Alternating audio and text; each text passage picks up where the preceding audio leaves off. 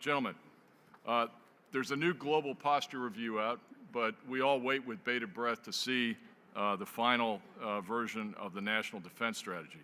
And the hint is, no surprise, that China is the pacing threat, and there will be yet again another pivot to the Pacific.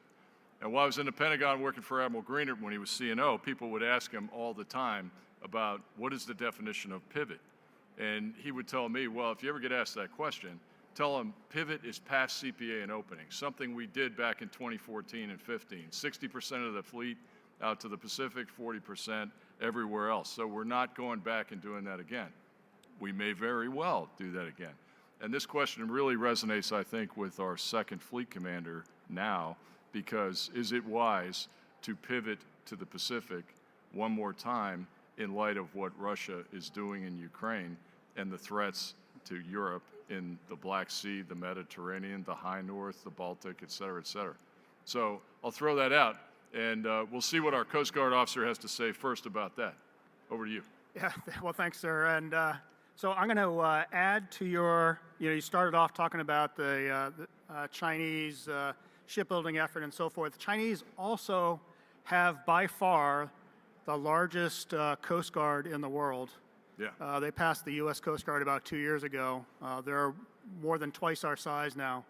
And they don't use their Coast Guard for the common good. They use their Coast Guard to advance the CCP's strategic objectives. And we see that often in the form of gray zone activities. So to answer your question, I do think that the Pacific remains an area of significant international and national consequence. And we in the Coast Guard are very serious about moving capability or adding capacity to be able to have a greater presence in the Pacific. Those of you who attended lunch probably heard our Chief of Resources talk a little bit about how Congress and the administration has been helpful to the Coast Guard in building out new capacity. National security cutters, our offshore patrol cutters, the first 4 come to the Pacific area. Fast response cutters, polar security cutters.